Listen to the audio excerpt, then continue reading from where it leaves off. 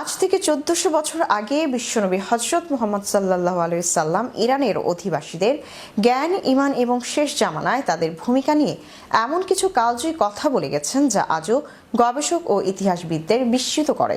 কিন্তু ইরান নিয়ে কি বলেছিলেন হযরত মুহাম্মদ সাল্লাল্লাহু আলাইহি সাল্লাম? এ নিয়ে বিস্তারিত দেখুন ডেস্ক রিপোর্টে।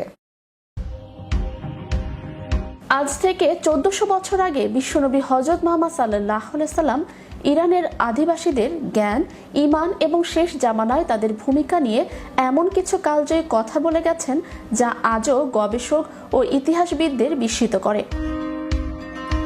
কিন্তু ইরান নিয়ে কি বলেছিলেন হযরত মুহাম্মদ সাল্লাল্লাহু আলাইহি সাল্লাম? রাসূলুল্লাহ সাল্লাল্লাহু আলাইহি সাল্লাম ইরানের আদিবাসীদের মেধা ও সংকল্পের ভূয়সী প্রশংসা করেছেন। তিনি সালমান ফার্সি রাদিয়াল্লাহু তাআলা আনহু এর কাঁধে হাত রেখে বলেছিলেন, যদি ঈমান সুরাইয়া নক্ষত্রপুঞ্জের উচ্চতায়ও থাকতো তবে পারস্যের কিছু লোক সেখান থেকেও তা অর্জন করে নিত।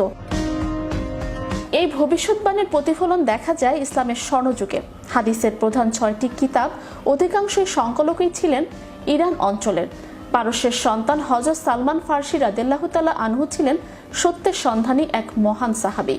নবীজি সাল্লাল্লাহু আলাইহি সাল্লাম তাকে এতটাই সম্মান দিতেন যে তিনি ঘোষণা করেছিলেন, সালমান আমার পরিবারের অন্তর্ভুক্ত। তার পরামর্শে খন্দকের যুদ্ধে পরীক্ষা খনন করা হয়েছিল, যা ইসলামের ইতিহাসে যুদ্ধের মোড় ঘুরিয়ে দিয়েছিল।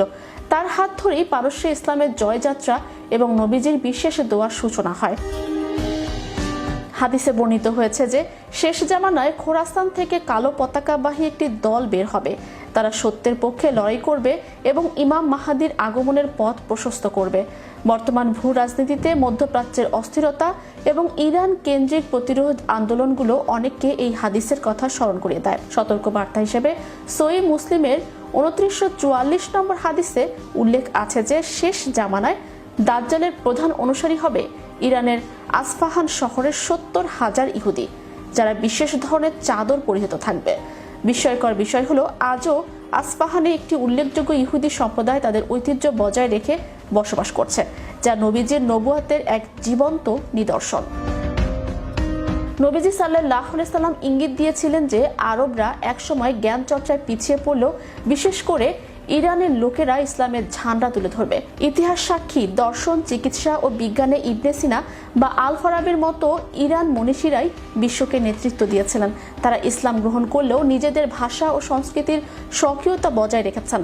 ইতিহাসবিদ বার্নার্ড লুইসের মতে ইরান ইসলামী হয়েছে ঠিকই, কিন্তু তারা আরবি হয়ে যায়নি।